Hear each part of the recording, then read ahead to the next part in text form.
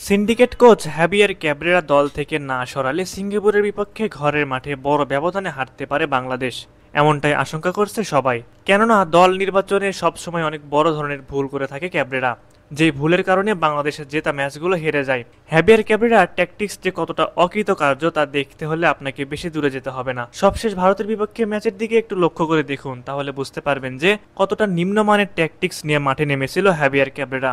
আলামিনের মতো স্ট্রাইকারকে পুরো 90 মিনিট বেঞ্চে বসিয়ে রেখেছিলেন তিনি। ফাহমিদুলের কথা তো বাদই দিলাম, শুধু আলামিন কিংবা ফাহমিদ নয়, জামাল ভুঁইয়ার মতো ফুটবলারকেও 1 মিনিটের জন্য সুযোগ দেননি তিনি। এসব ভুল সিদ্ধান্তের কারণেই মূলত ভারতের বিপক্ষে জেতা ম্যাচটাও আমরা জিততে পারিনি। এই জন্য সবাই আওয়াজ তুলেছে যে যত দ্রুত সম্ভব ক্যাব্রেরাকে দল থেকে বাদ দেওয়া হোক, কেননা ভারতের বিপক্ষে এইসব ভুল যে তিনি সিঙ্গাপুরের বিপক্ষে ম্যাচে করবেন না তার কি কোনো গ্যারান্টি আছে? সেই জন্য বাংলাদেশ ফুটবলকে বাঁচাতে হলে বাহুপের উচিত ক্যাব্রেরাকে বাদ দিয়ে ইউরোপ অথবা আমেরিকা থেকে ভালো কোনো কোচ নিয়ে আসা।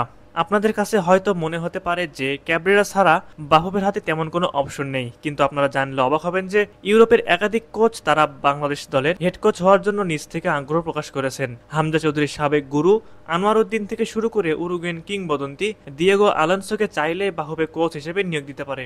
হ্যাভিয়ার ক্যাব্রেরা ছাড়াই বাহুবেতে রয়েছে একাধিক অপশন। ফেডারেশন চাইলেই নতুন কোনো বিশ্বমানের কোচকে নিয়োগ দিতে পারবে তারা। বাহুবে চাইলেই একাধিক কোচের সাথে যোগাযোগ করে তাদেরকে হামজা জামালদের দায়িত্ব তুলে দিতে পারবেন। চলুন এক নজরে দেখে নেই বাহুবে পরবর্তীতে জাতীয় দলে কাদেরকে নিয়োগ দিতে পারে। প্রথমেই যেই কোচটার নাম সামনে আসে তিনি হলেন আনোয়ার উদ্দিন। এই মুহূর্তে দলের জন্য সবচেয়ে কার্যকরী ও যুগোপযোগী সিদ্ধান্ত হতে পারে ইংল্যান্ড প্রবাসী সাবেক ফুটবলার বর্তমান কোচ আনোয়ার উদ্দিনকে বাংলাদেশ টিমের হেড কোচ করা, কেননা আনোয়ার এবং হামজা চৌধুরীর জুটি হতে পারে দেশের ফুটবলের নতুন দিগন্তের সূচনা। বর্তমানে বাংলাদেশে যতগুলো কোচ রয়েছে তার বেশিরভাগই সিন্ডিকেটের সাথে জড়িত।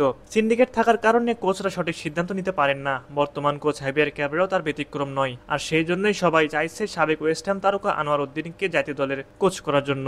আনোয়ার উদ্দিনের পাশাপাশি আরো অনেক কোচ রয়েছেন যারা হামজা সামিদ জামাল ভুঁইয়াদের দায়িত্ব নিতে আগ্রহী। তারা হলেন কিকো রমিরেজ, দিয়েগো আলোনসো সহ আরো অনেকে। তবে ফেডারেশনের অবহেলায় এই বিশ্বমানের কোচগুলোকে হারাতে হয় বাংলাদেশের। যদিও সময় বদলেছে, বর্তমানে দেশের ফুটবল আর আগের জায়গাতে নেই। নতুন কমিটি তারা চেষ্টা করছে যে কোনো মূল্যে দেশের ফুটবলকে এগিয়ে নিতে। ফুটবলের উন্নতি করতে অবশ্যই নতুন বিশ্বমানের কোচ লাগবে বাংলাদেশে, যে কোচ হামজা জামালদের মধ্যে তৈরি করবে নতুন মেলবন্ধন। যদি ক্যাব্রেরা শেষ পর্যন্ত বাংলাদেশে টিকে যায় তবে লাল সবুজের ফুটবল দল কখনই ভালো কিছু করতে পারবে না। মূলত এই জন্যই আমাদের সাধারণ ফুটবল ভক্তদের চাওয়া সিঙ্গাপুর ম্যাচের আগেই যেন ক্যাব্রেরাকে বাদ দেওয়া হয়। সুপ্রিয় দর্শক মন্ডলী, আপনাদের কাছে কি মনে হয়, ক্যাব্রেরা কি পারবে তার দূরদর্শিতা দেখিয়ে সিঙ্গাপুরকে ঘরের মাঠে হারিয়ে দিতে, নাকি ভারত ম্যাচের মতো এই ম্যাচও তিনি হতাশ করবেন আমাদের? অবশ্যই সেই বিষয়ে আপনাদের মূল্যবান মতামতটি আমাদের কমেন্ট করে জানাবেন।